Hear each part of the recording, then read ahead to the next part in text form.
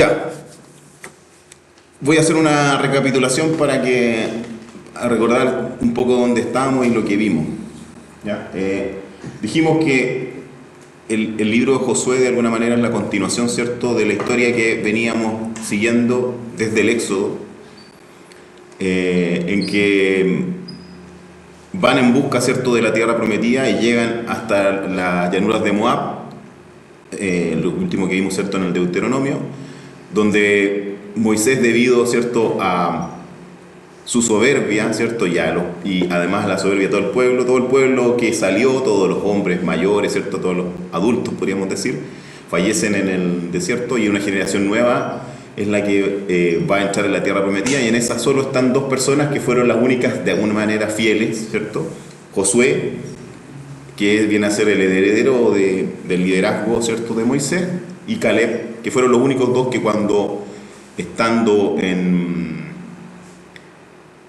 se me olvidó el nombre de la ciudad, del pueblo, la ciudad, cuando fueron a hacer una visita al territorio para conocer y entrar al territorio desde la zona sur, ¿cierto?, y se asustan un poco de lo que ven, los únicos que son fieles y que dicen podemos hacerlo son Josué y Caleb, ¿cierto?, y por eso son los únicos que son premiados con entrar a la tierra y son los que de alguna manera son elegidos para dar continuidad, ¿sí?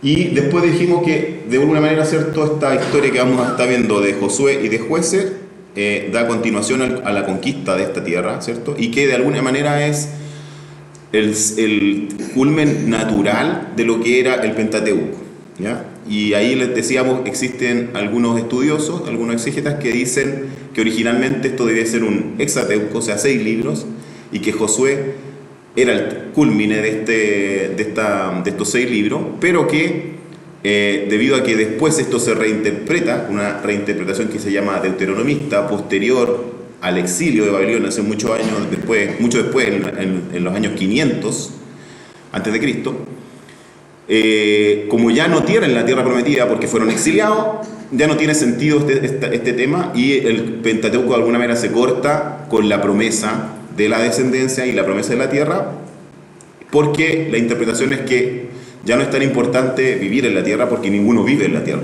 no puede. Y eso pasa con, ¿cierto?, los judíos muchos años después, por mucho tiempo no pueden volver a vivir en la tierra hasta que después de la Segunda Guerra Mundial. Y que ahí estamos viendo, ¿cierto?, las consecuencias de lo que significó eso. Y este libro de Josué se divide, podemos decir, en dos partes, que son la toma de posesión de la tierra, propiamente tal, y después la repartición de la tierra. O sea, de una manera podríamos decir la conquista, y después cómo se reparten el territorio que conquistaron. Recordamos que en el libro de Números, ¿cierto?, cuando ellos ya vienen llegando, y aquí me voy a ir a esta parte del mapa, cuando ellos vienen llegando, ¿cierto?, a la tierra prometida, aquí estaba el Kadesh Barnea, era el lugar desde donde hicieron la incursión Josué y Caleb.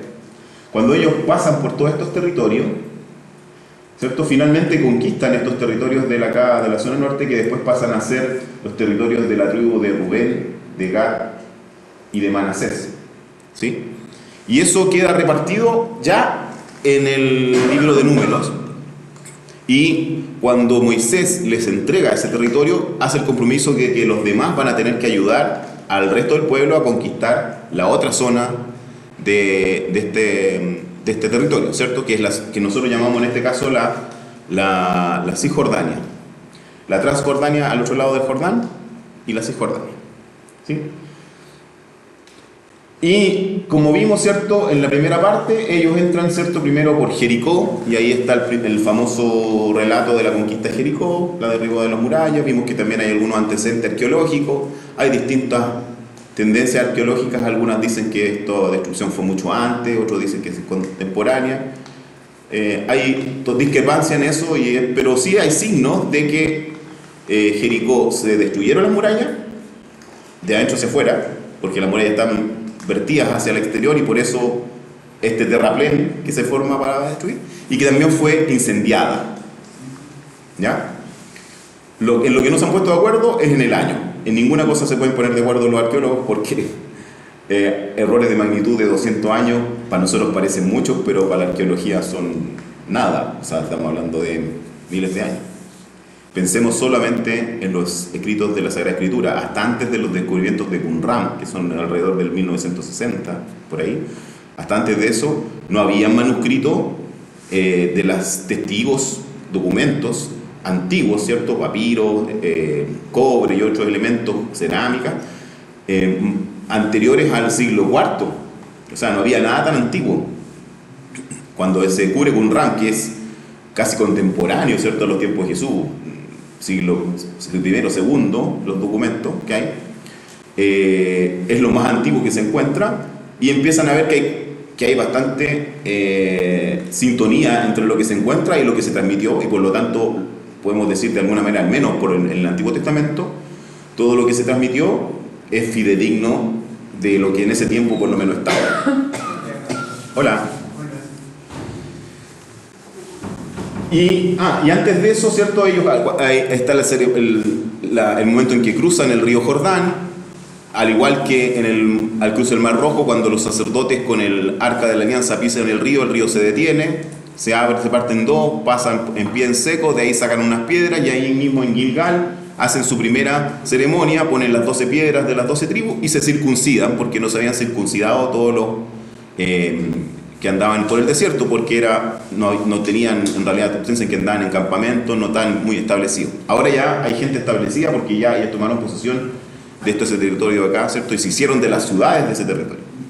Y comienzan la conquista, y vimos que en esa conquista hay testimonios arqueológicos también. Hablamos de las cartas de Amarna, que fueron encontradas, ¿cierto?, en una zona de Egipto, que son tablillas de cerámica, ¿cierto?, que mencionan las comunicaciones entre los reyes, ¿cierto?, de todas estas ciudades-estado y pueblos que hay por aquí, que son súbditos de Egipto y que le piden ayuda al faraón porque están siendo atacados por los que se llaman los Abirú, que vamos a asociar con los hebreos.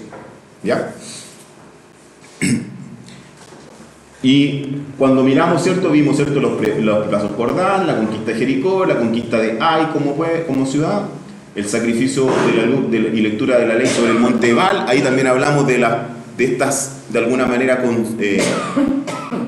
contradicciones que hay entre el Pentateuco masorético de los judíos y el Pentateuco samaritano. Los dos hablan de los montes distintos, el Ebal y ¿cuál es el otro?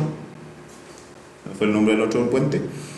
Garizim, ¿cierto? El texto que nosotros tenemos dice: en uno se dan las bendiciones, en el otro las maldiciones, y el que corresponde a los judíos es el que queda después, ¿cierto?, como el monte sagrado. Para los samaritanos al revés.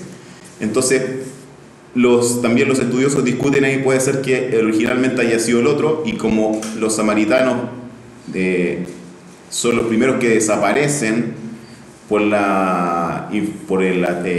ataque de los asirios, ¿cierto?, y se desaparece el reino del norte, y después hay una enemistad con el reino del sur, porque los consideran como no ortodoxos, porque reciben muchas influencias de los asirios y todos los pueblos. Cambian la historia y después dicen: oye, en realidad el monte que corresponde a nosotros es el Ebal, y el Garizim, que es el de los samaritanos, es el de la maldición, y en ese no había nada. ¿Ya? Ahí mismo está Siquem, ¿cierto?, donde se producen también, se vuelve un santuario importante. Después hablamos de la historia entre Israel y los Gabaonitas, ¿cierto?, que se hacen, ellos son de los pueblos que iban a ser conquistados, que ellos, como ven que iban a ser conquistados, se hacen pasar por un pueblo que había sido atacado y hacen un acuerdo con los judíos, ¿cierto?, con los israelitas, y por lo tanto los israelitas tienen que cumplir ese acuerdo, no los atacan. Y cuando son atacados por los otros pueblos que revisan, ven que están siendo atacados, finalmente tienen que ser ayudados por los israelitas. Y se vuelven de alguna manera servidores, esclavos, con tareas menores para los israelitas. Ahí están los 5 reyes amoreos que atacan, ¿cierto?, a los israelitas. Hablamos después de toda esta conquista que se produce aquí, y después toda la conquista del norte, y finalmente una recapitulación. Y de ahí pasamos a la repartición de la tierra, que es donde ya estamos, ¿cierto? Hablamos primero de la descripción de las tribus de la Transjordania, que es la que mencionábamos aquí, ¿cierto? Todas las tribus que ya se habían repartido previamente: Rubén, Gad o Galaad y Manasés, ¿cierto? Hablamos, ¿cierto?, de las tres grandes tribus al oeste del Jordán, fueron esas, y empezamos a hablar también de la distribución de las tribus en el sur, ¿cierto? Simeón, Judá, Benjamín. Y aquí hablamos también especialmente de Caleb, que se quedan en la zona de Edrón.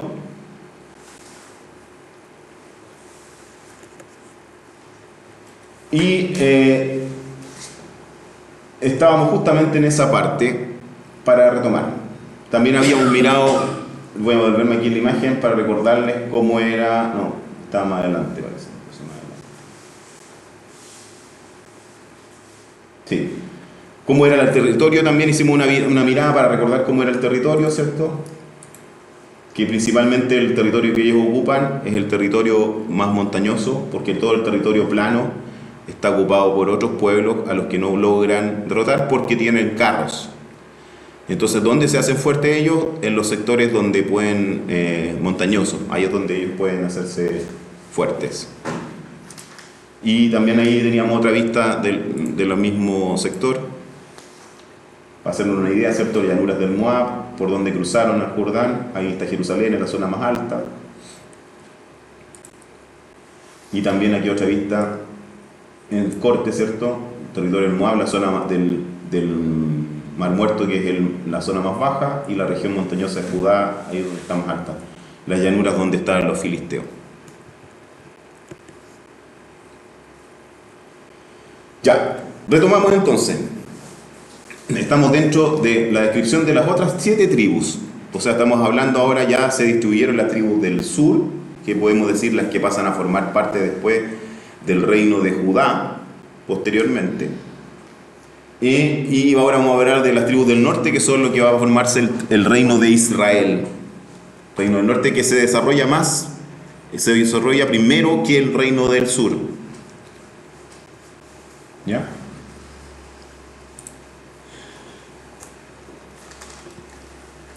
Y entonces estamos en el capítulo 18, informa la continua división de la tierra. Agrandarlo.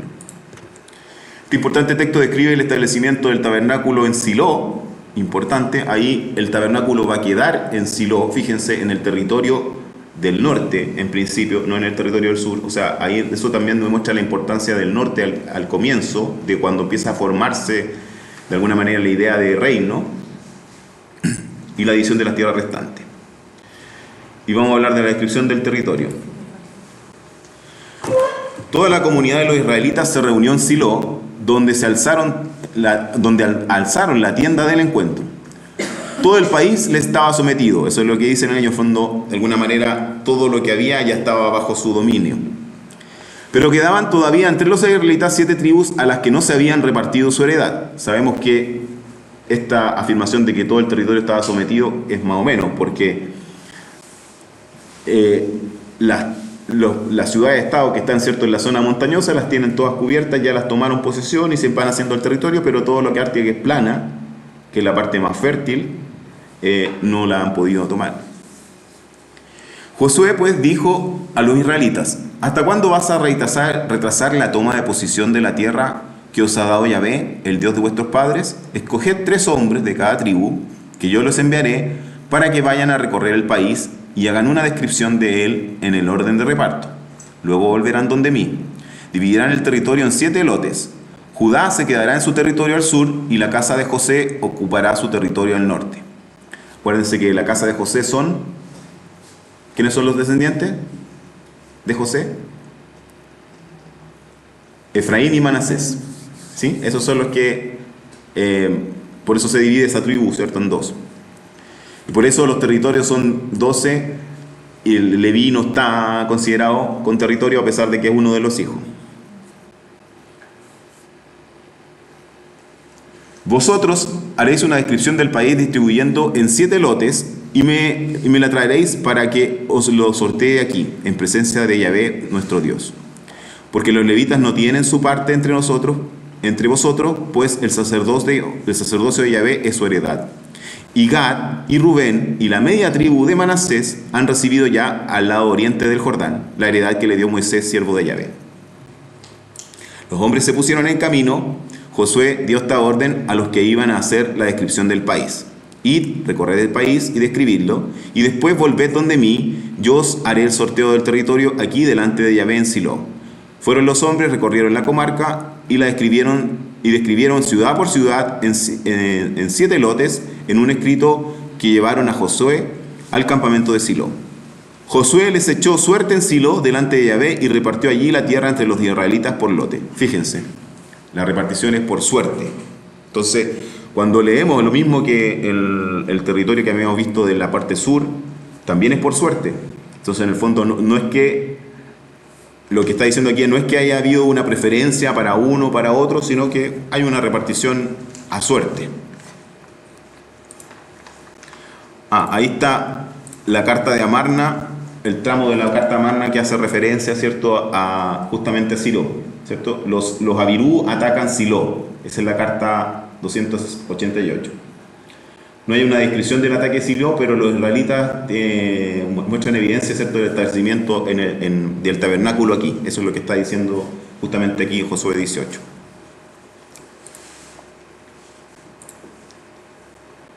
La tribu de Benjamín. Tocó una suerte a la tribu de Benjamín por clanes. Los límites de la suerte resultaron comprendidos entre los hijos de Judá y los hijos de José. O sea, ahí quedaron Benjamín metido entre Judá y José. Su límite por el lado norte partía del Jordán y subía al flanco del norte de Jericó, hasta alcanzar la montaña hacia el oeste, y venía a salir al desierto de Bet-Aben. De allí pasaba el límite hacia Luz. Luz es justamente el sector de Silo, por el flanco del sur de Betel, por el flanco del sur de Luz, o sea, Betel, y bajaba hasta Atrot Adar, hasta el monte que está al sur de Bet Jorón de abajo. Torcía el límite y volvía por el oeste hacia el sur, desde el monte que está al lado meridional del Bet Jorón, para ir a salir hacia Quirat Baal, que es Quiriat Jeraim, ciudad de los hijos de Judá, en el lado oeste. Y el lado sur, desde el extremo de Quirat Jeraim al límite hacia Gazim, y salía cerca de la fuente de las aguas de Neftoaj. Luego bajaba hacia el extremo y salía de la fuente del monte hasta el frente del valle Ben Hinón. Al norte del valle de Refaín, bajaba al valle de Hinón por el flanco del sur Jebuseo y seguía hasta en Rogel. Doblaba hacia el norte, salía en Eseme y salía hacia el círculo de piedras que hay frente a una subida de Adumín, bajada a la peña de Bajón, hacia hijo de Rubén, pasaba luego hacia la vertiente de Bet Arabá por el norte y bajaba hacia la Arabá. La Arabá, acuérdense, es la península arábica. Pasaba por el límite hacia el pendiente de Bet Joglá al norte e iba a dar al límite a una lengua septentrional al mar de la Sal, que es el mar muerto, en el extremo sur del Jordán. Ese era el límite meridional. El Jordán era el límite del lado oriental. Esta fue la heredad de la tribu Benjamín por clanes con límites que la rodeaban. Fíjense, importante. ¿Quién queda dentro del territorio? Betel, que pasa a ser, ¿cierto?, un lugar de adoración. Importante. Entonces va quedando la importancia de Benjamín en la historia religiosa, digamos, de Israel. Las ciudades de la tribu de Benjamín por clanes fueron Jericó, marqué las más importantes o las que nos recuerdan a nosotros, ¿cierto? Bet Joglá, Emek, Kesis, Bet Arabá, Zemaraín, Betel, Abim, Pará, Ofrá, Kefar, Amón, Ofni, Gaba, 12 ciudades con su aldea, Gaboán, Ramá, Beerot, Mispe, Keribá, Mosá, Requén, Yipeel, Taralá, Sela de Jalef, el Jebuseo, es decir, Jerusalén, pero no conquistado, nominalmente Jerusalén, pero no conquistado, porque Jerusalén recién va a ser conquistado en el tiempo de el rey David. Gibea y Kiriat, 14 ciudades con sus aldeas. Esa fue la heredad de los hijos de Benjamín por clanes. O sea, ese es el territorio que a ustedes les toca, que no está completamente conquistado, pero es su territorio.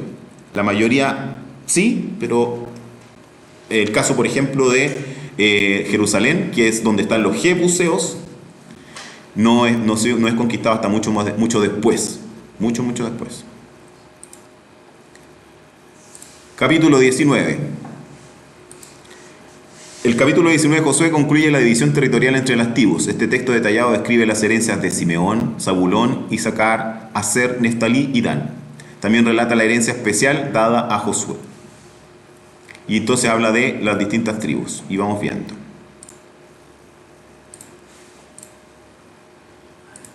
La tribu de Simeón.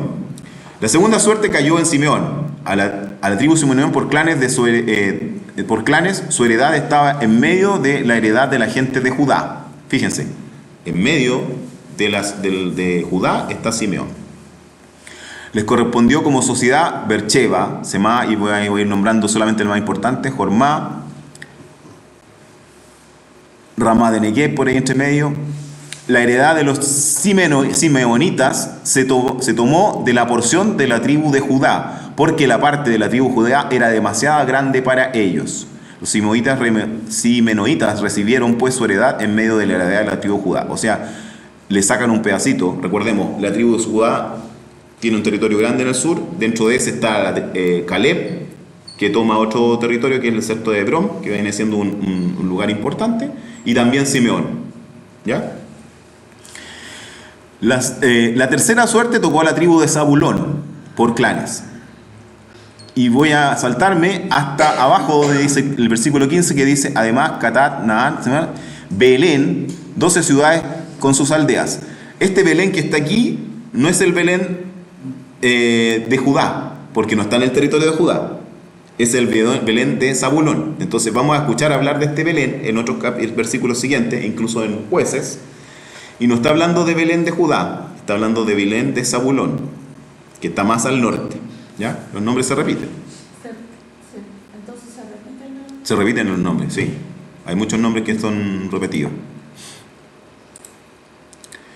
La tribu de Isaacar. La cuarta suerte tocó a la tribu de Isaacar por clanes. Su territorio se extendía hasta Yisrael, que no es Israel, más al norte. Lo vamos a ver después en el mapa. Su límite tocaba el monte Tabor y el límite terminaba en el Jordán. Estoy leyendo algunas cosas nomás para saltarme para ir lo más importante. La quinta suerte tocó a la tribu de Aser por clanes. Tocaba el monte Carmelo por el oeste. El Carmelo está arriba, hacia casi en el mar Mediterráneo. Y en el curso del Libnanat, que es un río. Tocaba por el norte Zabulón. Caná hasta Sidón la Grande. Tomaba Tiro, que es una de las ciudades que vamos a escuchar harto en el Evangelio. Tiro, una de las ciudades de influencia griega. E iban a terminar en el mar. Aco también estaba dentro de las ciudades. Ya voy a volver sobre el mapa para que me echemos una miradita. A la tribu de Neftalí, ¿cierto?, le tocó la sexta suerte. Dentro de eso salía hasta el Jordán, estaba Asnot Tabor, lindaba con Zabulón al sur, con Aser al oeste y con el Jordán al oriente. También tomaba Adamá, que fue una de las ciudades que escuchamos o leímos de las que fueron conquistadas en las cartas de Amarna. La tribu de Dan. Fíjense, aquí hay algo particular en la tribu de Dan, que vamos a ver que les toca un territorio nominal y después tiene un territorio al otro extremo del territorio, porque el territorio que les toca es el territorio filisteo, que nunca logran conquistar, ¿ya? Y eso es importante porque cuando lleguemos al final, casi al final de los jueces, y vemos la historia de Sansón, que es el juez de la tribu de Dan, vamos a entender algunas de estas cosas, porque hay una parte en que aparecen los filisteos y otra que no. A la tribu de Dan por clanes le tocó la séptima suerte. Hacia el mar, Yeracón, con el territorio enfrente de Jopé. Azor estaba ahí entre medio. Y aquí está la más importante del versículo 47. Pero el territorio de la tribu de Dan quedaba fuera de su poder. Por eso los danitas subieron a atacar Lesem. La tomaron y la pasaron a cuchillo. Tomada la ciudad, se establecieron en ella, y Lesem la llamaron Dan por el nombre de Dan su padre. O sea, ya vamos a ver en el mapa, les toca un territorio pero nunca logran ocuparlo, y entonces finalmente se mueven, se desplazan mucho más al norte, y en ese desplazamiento toman una ciudad. Y aquí tengo un comentario. Las ciudades atribuidas a la tribu de Dan se sitúan al oeste del territorio de Benjamín, entre Efraín y Judá, y en gran parte del territorio cananeo. En realidad los danitas no pudieron establecerse en ese territorio, fueron arrojados de él por la presión de los amorreos. Aparece eso en Jueces, vamos a ver, y luego por la de los filisteos, posteriormente. Su emigración hacia el norte, aquí recordaban en el versículo 24, se va a narrar también se narra aquí en Jueces 18. Y sigo. Acababan pues de sortear el país con sus fronteras, y los israelitas dieron a Josué, hijo de Nun, su heredad en medio de ellos. Según orden de Yahvé, le dieron la ciudad que había pedido, Timac Serac, en la montaña de Efraín. Reconstruyó la ciudad y se estableció en ella. Fíjense, ¿dónde quedó Josué? En Efraín. ¿Ya? Vamos a ver después por qué hay problemas con la tribu de Efraín en el futuro, en Jueces. Cuando lleguemos a Jueces, hay problemas con la tribu de Efraín. Porque ¿dónde se instaló Josué? En Efraín. O sea, el líder de la conquista estaba en Efraín. De alguna manera, ¿qué van a esperar los efraínitas? Sean los más importantes. Si ahí está el liderazgo, que el liderazgo de una manera se traspase a alguien de su tribu, ¿cierto? Lo que no va a pasar. Entonces, claramente va a haber celos ahí de poder, porque aquí está instalado. Josué se instaló ahí. Entonces, nuestro líder queda ahí, el que conquistó la tierra está ahí. Si alguien tiene que hacer algo, va a tener que llamarlo israelitas, pues si son los descendientes de Josué. Reconstruyó la ciudad y se estableció en ella. Estas son las heredades que el sacerdote Eleazar, fíjense el orden, aquí también es importante en que dice las cosas. El sacerdote Eleazar, Josué, hijo de Nun, y los jefes de la familia sortearon entre las tribus de Israel en Silo, en presencia de Yahvé, a la entrada de la tienda del encuentro. Así terminó el reparto de la tierra. Importante. En casi todas las otras versículos que hemos leído, Josué es el que hace la repartición y casi no está mostrado Eleazar. Sin embargo, en este versículo hay una tradición sacerdotal. Eleazar es el sacerdote y está antes que el líder de la conquista. ¿Se fijan? Entonces, esos son los indicios que le van dando a los exégetas para decir, además del nombre de Dios Yahvé o el nombre de Dios Elohim, ¿cierto? Estas tendencias, la importancia de los sacerdotes, van diciendo a los exégetas desde dónde vienen estos redacciones o influencias, ¿cierto?, que el redactor final va tomando y va colectando para formar este libro. Y echemos entonces una miradita para recordar un poco. Bien, dentro del territorio de Judá está la tribu de Simeón. Y dijimos, ahí está Hebrón y ahí está Caleb, que se queda también dentro de él. Y fíjense más o menos la división entre norte y sur va a ser más o menos esa. ¿Ya? O sea, esto va a ser el sur, lo que finalmente va a ser el reino de Judá. Benjamín está ahí justo y le toca Jerusalén, pero no lo conquistan. Aquí está el Belén de Judá, que va a ser importante para nosotros como cristianos. ¿Sí? Y el territorio de Dan, fíjense, por debajito está la cordillera. Fíjense, la cordillera, lo que es Judá tiene cordillera aquí, llamémoslo cordillera, la montaña mejor, ¿cierto? Pero la parte de Dan está casi en la zona plana, y entonces por eso es que ellos no logran hacerse de este territorio, que les toca, pero que no lo conquistan. Efraín es el primero de los que está, ¿cierto?, al norte, y tiene dos importantes lugares. Silo, ¿qué es lo que se va a quedar en Silo? El Arca de la Alianza, por lo tanto es el centro religioso más importante. Betel también pasa a ser un centro religioso importante. Jericó, Gilgal, que es donde primero hicieron la ceremonia, donde ponen las piedras, también está dentro. Entonces, fíjense, el centro religioso y de poder, porque ahí está Josué, ahí muere Josué, está en Efraín. Por lo tanto, Efraín debiera ser el centro, y está el centro, ¿se fijan? Debiera ser el centro. Entonces, va a ser el sentimiento que va a quedar en los efraínitas. Oye, nosotros estamos en el centro, tenemos los lugares importantes, ¿cierto? Están los montes, al norte están los montes, ¿cierto? En la tribu Manasés está el monte Ebal y Garizim. Ahí está Manasés, la otra mitad, ¿cierto? Porque una mitad de Manasés había quedado en la Transjordania y la otra mitad toma un territorio bastante importante. Dentro de eso, fíjense, está Siquem, ¿sí? Siquem va a quedar en el norte, por lo tanto va a dejar de ser después un centro religioso importante, muy en el futuro. En este momento lo es porque ahí se hicieron las primeras bendiciones y maldiciones, aunque el arca de la alianza quedó definitivamente en Silo. Después está Isaacar, ahí está el monte Tabor, ¿cierto? Va a ser importante después el monte Tabor. Zabulón, aquí está el Belén de Zabulón, por acá arriba. Neftalí, el otro hijo de Josué, queda por allá muy al norte, fíjense, cerca del mar de Galilea. O sea, toda esta zona de Galilea recibe la herencia de José, del hijo de José, de Neftalí. Y Aser toma toda la parte que viene a ser después las ciudades más importantes de la Decápolis en los tiempos de Jesús. Tiro, ¿cierto? Y otras ciudades más que hay por aquí en el norte. Y fíjense, acá después definitivamente se vuelve a instalar Dan, bien arriba. Ahí está Dan, en el monte Hermón, donde nace el río Jordán.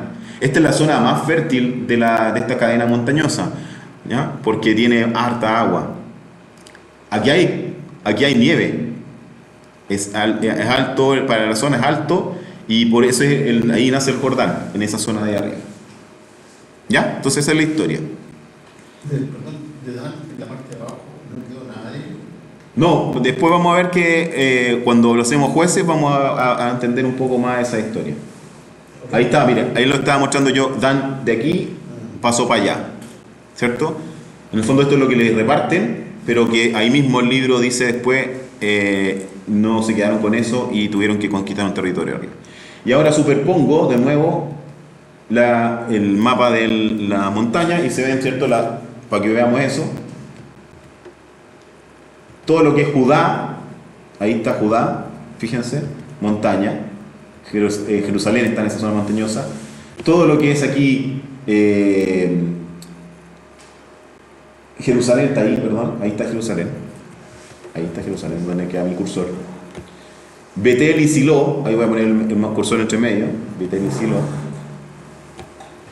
voy a ponerlo en relación a no sé si me la explico. Ahí. los pasos que se le dan a cada uno de ellos. ¿Sí?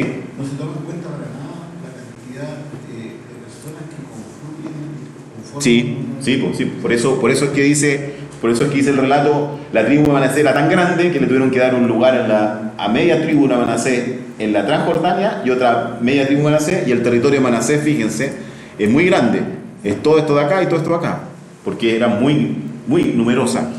Al contrario, por ejemplo, de Efraín, que es más chiquitito.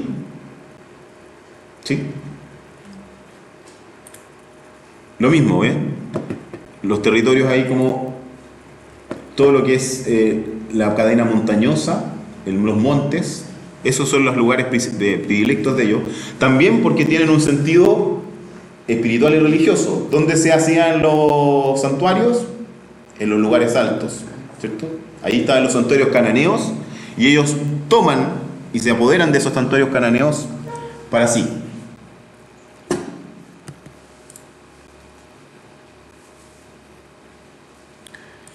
Josué 20 establece las ciudades de refugio, que finalmente son las ciudades de los...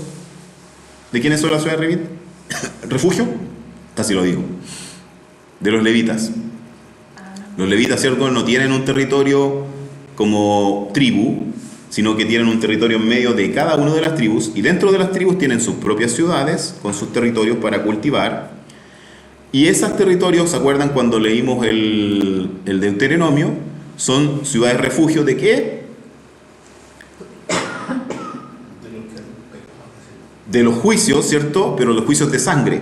Acuérdense, alguien mata a una persona por accidente y tiene que haber un juicio, ¿cierto? Si es por accidente, tiene que haber un juicio de los jueces, que son los ancianos, para asegurarse que el vengador de sangre de la familia no tome por sus propias manos, mientras se hace el juicio y se establece que realmente fue por accidente y no fue algo intencionado, él tiene asilo en estas ciudades de refugio o ciudades asilo, ¿cierto?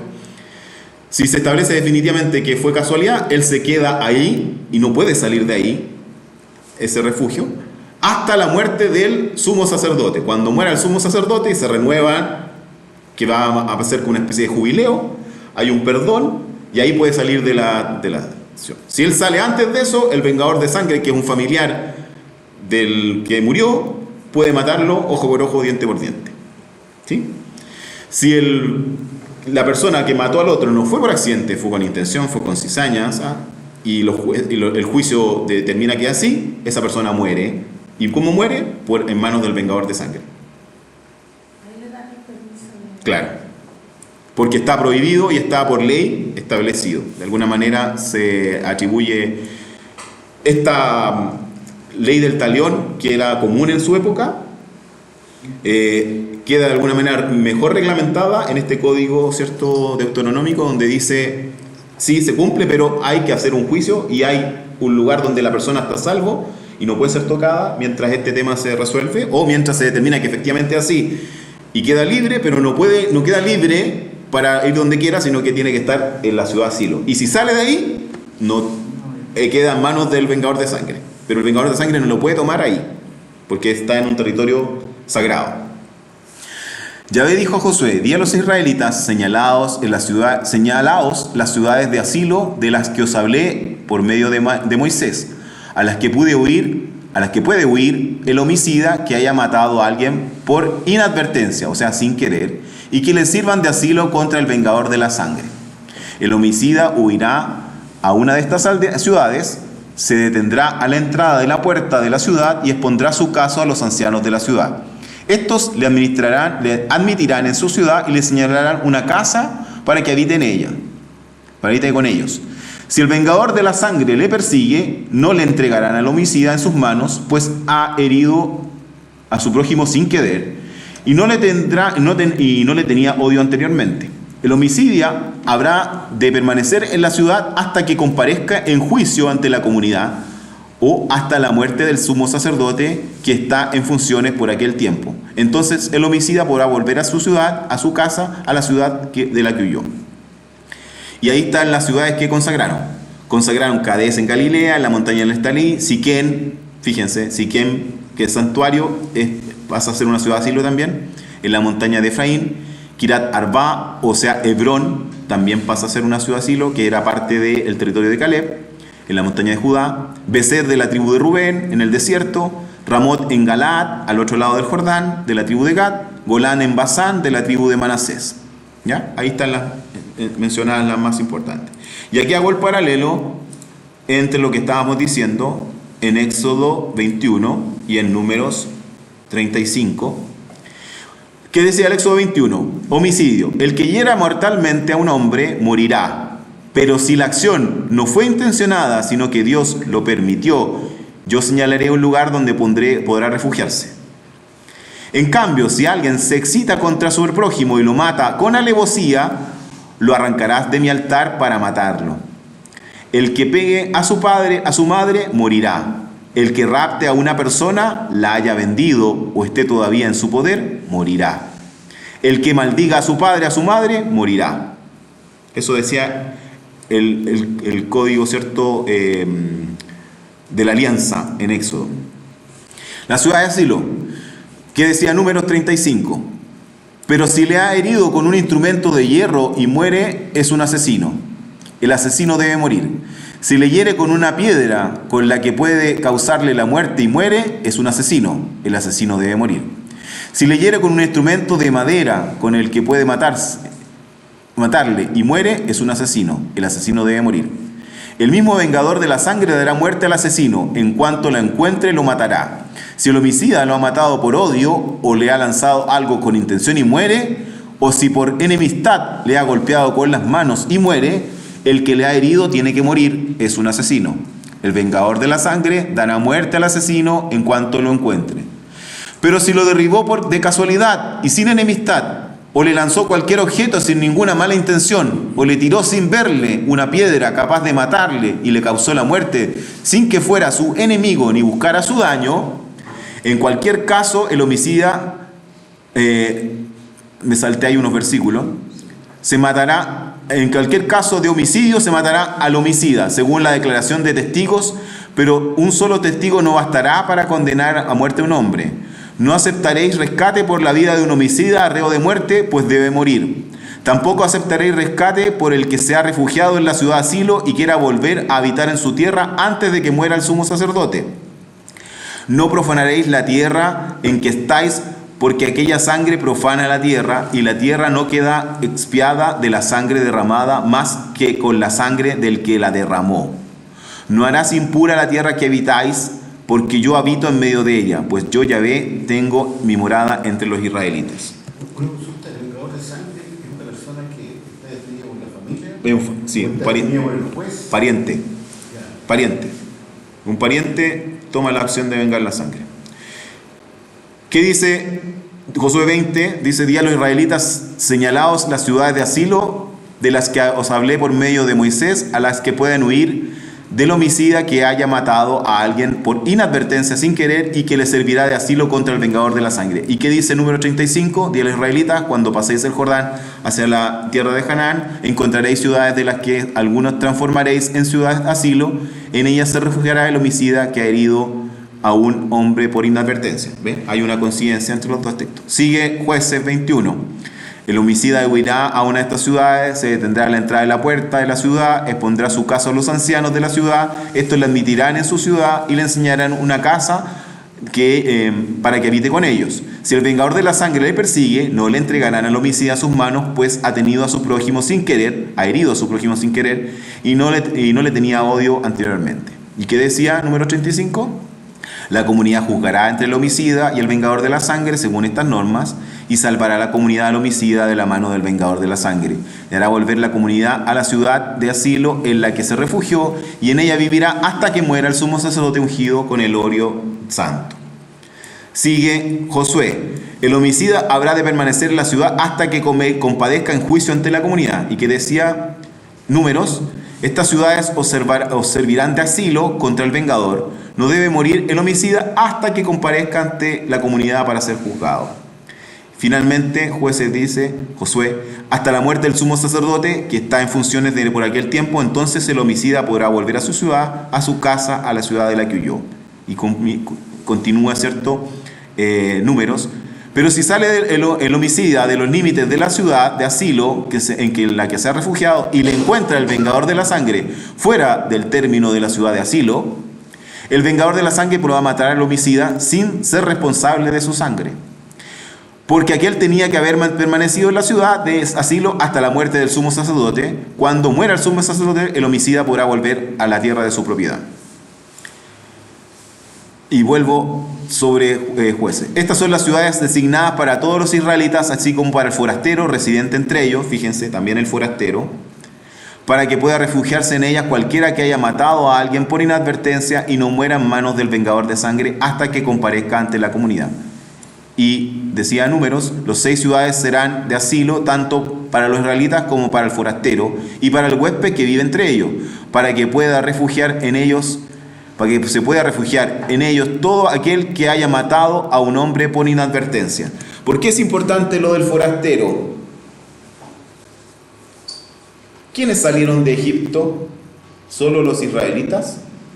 No, ¿se acuerdan que venía entre medio gente que no era israelita, pero que adopta la fe y lo sigue? Que son principalmente los primeros que vienen a murmurar contra Moisés. ¿Ya? Los primeros que murmuran contra Moisés son estos ajenos, estos extranjeros, pero que contagian a los israelitas, y por eso los israelitas finalmente mueren en el desierto y no logran entrar a la tierra prometida. ¿Ya?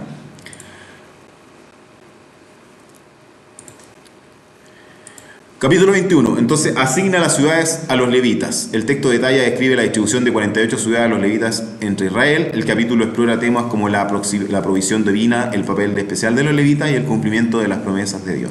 Hablamos de las ciudades privilegiadas, de la parte de los queatitas, parte de los descendientes de Gerson, parte de la descendencia de Merari y la conclusión del reparto.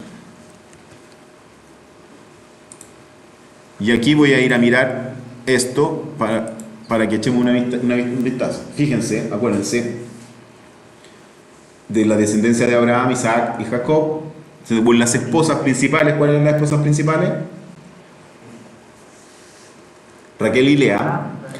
Raquel es la que Jacob quería y Lea es la hermana de Raquel, pero es la que mayor y por lo tanto el papá de ellas le pasa primero a la hija mayor y después le pasa a la otra. Entonces con la que él quiere casarse es con Raquel, es con la que se casa segundo y es con la última que tiene hijos. Fíjense, ahí está el número del orden de los hijos, es finalmente porque son los hijos más queridos. ¿Quiénes son sus hijos más queridos? José, ¿cierto? Por la importancia que toma José en el Éxodo, o sea, a fines del Génesis, que detona todo lo que pasa a partir del Éxodo. Y Benjamín, que está en el centro, ¿cierto? También del territorio, también es de los favoritos. Y a José apresa para que su hermano pueda volver. Claro. ¿Sí?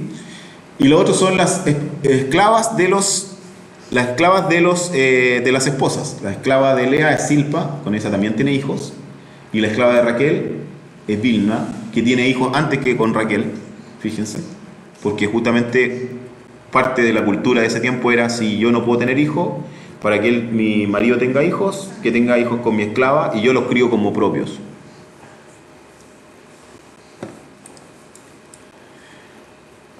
Y voy a partir retomando algunas cosas sobre la tribu de Leví, ¿cierto? ¿A dónde está Leví? Ahí, del matrimonio con Lea, de ahí viene Leví, es el tercero de los hijos. ¿Qué sabemos de Leví? En el Éxodo. Y estos son los nombres de los hijos de Leví, dice el Éxodo 6. Gerson, Keat, Merari. Para que nos quedemos con esos nombres, por eso se habla de los gersonitas, los keatitas y los meraritas.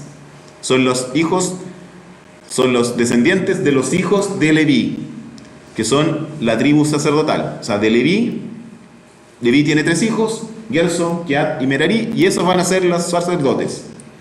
Los sacerdotes, dice después Números. Estos serán los nombres de los hijos de Aarón: Nadab, el primogénito, Abibú, Eleazar e Itmar. Eran los hombres de los hijos de Aarón que fueron ungidos sacerdotes y cuyas manos fueron consagradas para ejercer el sacerdocio. Entonces, dentro de la tribu de Leví, que es la tribu sacerdotal, no todos ejercen el sacerdocio. Todos están dedicados al culto, con distintas funciones. Pero los que son sacerdotes son los que van a entrar al santo de los santos, donde está el tabernáculo. ¿Sí? Y el sumo sacerdote dentro de los sacerdotes es el único que va a entrar al sacerdote. Entonces, los sacerdotes, los levitas, tienen hartas funciones en torno a los templos, en este caso a los santuarios, ¿cierto? Y después posteriormente al templo de Jerusalén, pero solo los sacerdotes tienen un rol importante dentro de la tribu de Leví. Solo los sacerdotes, que son los descendientes de Aarón, son los que van a tener un rol importante. Nadab y Abibú murieron en presencia de Yahvé, pues se presentaron a Yahvé un fuego profano en el desierto de Sinaí. Algo recuerdan de que hablamos de que entraron cuando no debían y murieron. Por eso es que después solo el sumo sacerdote puede entrar a la presencia del arca de la alianza, porque los otros ya tenemos antecedentes que murieron los que entraron sin permiso. Como no tenían hijos, fueron Eleazar e Itmar los que ejercieron el sacerdocio en presencia de su padre Aarón. O sea, solo por ese lado quedó la herencia sacerdotal. Y Eleazar es el que nombramos recién junto a Josué en la repartición de la tierra, porque Aarón también muere junto con su hermano Moisés y no logran llegar a la tierra prometida. Después que dicen números sobre los queatitas. Queatitas, hijos de Queat, Queat, hijo de Leví. El servicio de los hijos de Queat en la tienda del encuentro será sagrado entre los sagrados. Después de que Aarón y sus hijos hayan terminado de envolver las cosas sagradas, el arca, el candelero, o sea, los sacerdotes pueden tomar las cosas sagradas, con todos sus utensilios, al ponerse en marcha el campamento, llegarán los hijos de Queat, o sea, los queatitas, para transportarlas, pero que no toquen lo sagrado, pues morirán. Esto es el cargo de los hijos de Queat. O sea, los hijos de Queat transportaban las cosas cuando se movían, pero no las podían tocar. Los utensilios y todo lo sagrado lo envolvían los sacerdotes y después estos eran encargados de llevarlo nomás. Ese era su rol sagrado, pero no podían tocarlo porque si lo tocaban morían porque no estaban sus manos consagradas para tocarlas. Los gersonitas, que son los hijos de Gersón, este será el servicio de los clanes gersonitas, su servicio y la carga que transportarán. Llevarán los tapices de la morada, la tienda del encuentro, su toldo, el toldo de los cueros finos que la cubre por encima y el tapiz de la entrada a la tienda del encuentro. O sea, toda la parte de cortinaje, toda la tienda. El cortinaje del atrio, la cortina de la entrada del atrio que rodea la morada y el altar, con sus cuerdas y los utensilios de su servicio, lo que necesita para ello. O sea, todo lo que cubría el santo de los santos, lo gersonita. Los meraritas, esto es lo que van a transportar y este es todo su servicio en la tienda del encuentro. Los tableros de la morada, sus travesaños, postes, basas, los postes que rodean el atrio con las basas clavadas, clavazón, cuerdas, todos los utensilios y todo lo preciso para su servicio. O sea, todo lo para levantar las carpas, todos los parantes de las carpas, podríamos decir en el lenguaje de carpa, son de los meraritas. Entonces, estas tres tribus, que son descendientes de Leví, ¿cierto? O sea, estos tres clanes, perdón, dentro de la tribu de Leví, estos tres clanes, queatitas, meraritas y garsonitas, son los que van a heredar las ciudades asilo. Entonces, se acercaron las cabezas de la familia de los levitas al sacerdote Eleazar, a Josué, hijo de Nun, y a los cabezas de la familia de la tribu de Israel. Fíjense, este relato también es sacerdotal porque Eleazar está antes que Josué. Yahvé ordenó por medio de Moisés que se nos dieran ciudades donde residir con sus pastos para nuestro ganado. Los israelitas, conforme a la orden de Yahvé, dieron a los levitas de su heredad las siguientes ciudades con pastos. Se hizo el sorteo para los clanes queatitas, los que transportaban los utensilios sagrados. Y ahí están, son descendientes de Aarón. Estaba Judá, Simeón y Benjamín, en las tribus de Judá, Simeón y Benjamín. Ahí están, ellos se quedaron en Judá, en Simeón y Benjamín. El sur, lo que se queda con la tradición sacerdotal del judaísmo. Ahí está, fíjense, curioso. A los descendientes de Gersón, por clan le tocaron la ciudad de las tribus de Isaacar, Aser, Neftalí y la media tribu de Manasés, o sea, para el norte. Porque su rol era menos importante, ellos transportaban las carpas. Y los de Merarí, por clan le tocaron las tribus de Rubén, Gad y Zabulón, también norte y Transjordania. ¿Por qué? Porque transportaban los parantes de las carpas. Entonces, fíjense, los que reciben la parte que termina siendo más trascendente en el futuro, son los de la tribu, del clan, queatita, descendientes de Aarón también, que están en Judá, Simeón y Benjamín, y ahí en Judá va a estar, en Benjamín va a estar Jerusalén. ¿Sí? Los israelitas dieron a las levitas por suerte esas ciudades y pastos como había ordenado por boca de Moisés.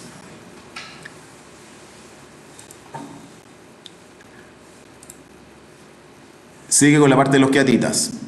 De la tribu de Judá y de la tribu de Simón, y aquí viene la repartición de las ciudades. Les dieron las ciudades que se nombraron a continuación. Esta fue la parte de los descendientes de Aarón, pertenecientes al clan queatita de los levitas, porque la primera suerte fue para ellos. Les dieron Kirat Arba, ciudad del padre Anac, que eran los gigantes. ¿Se acuerdan de la historia de los gigantes? Esa era Kirat Arba. O sea, Hebrón, en la montaña de Judá, territorio que le tocó a Caleb, que conquistó Caleb, ¿cierto? Ahí está, propiedad de Caleb. A los descendientes del sacerdote de Aarón les dieron como ciudades asilo para el homicida Hebrón.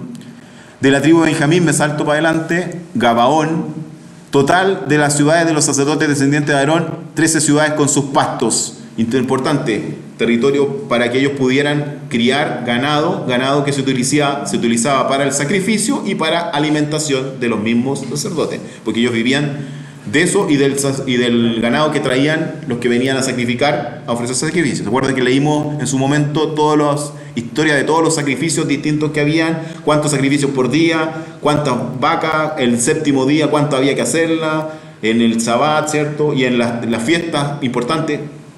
Para eso se necesitaba todos estos alimentos. ¿Y quiénes vendían el ganado que se sacrificaba? Los levitas, que tenían los pastos para el ganado. Ellos vendían el mismo ganado que se sacrificaba y que después les tocaba una parte. Buen negocio. A los clanes queatitas, los levitas restantes entre los hijos de Queat les tocaron en suerte ciudades de la tribu de Efraín. Se les dio como ciudad de asilo para los homicidas Siquem, fíjense también santuario, con sus pastos en la montaña de Efraín, y además Geser con sus pastos. Más adelante dice de la tribu de Dan. De la media tribu de Manasés también le toca una parte. Total, 10 ciudades con sus pastos para los restantes clanes de los queatitas. Gerson, a los descendientes de Gerson, que ya no eran menos importantes que los queatitas, ¿cierto? Porque ya solamente llevaban la tienda. De los clanes levitos le dieron a media tribu de Manasés, o sea, ya están para arriba repartidos, de la tribu de Aser y de la tribu de Neftalí, total, ciudades gersonitas, 13 ciudades también para ellos.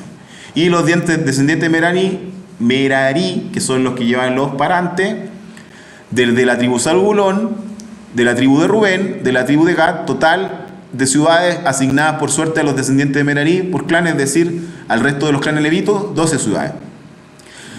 Total de ciudades levitas en medio de la propiedad de los israelitas, 48 ciudades con sus pastos. Hablamos de ciudades pequeñas, no hablemos de ciudades como las de hoy día, o sea, son ciudades-estados chiquititas. Cada una de las cuales comprendía la ciudad y los pastos circundantes, así todas las ciudades mencionadas. Y terminamos con esto, esta parte. Yahvé dijo a los israelitas: toda la tierra que habían jurado para sus padres, la ocuparon y se establecieron en ella. Yahvé les concedió paz a todos sus confines, tal como había jurado a los padres, y ninguno de sus enemigos pudo hacerle frente. Yahvé entregó a todos sus enemigos a sus manos. No faltó una sola de todas las espléndidas promesas que Yahvé había hecho a la casa de Israel. Todo se cumplió. Adelante. Hola. Ya, pase nomás. Permiso.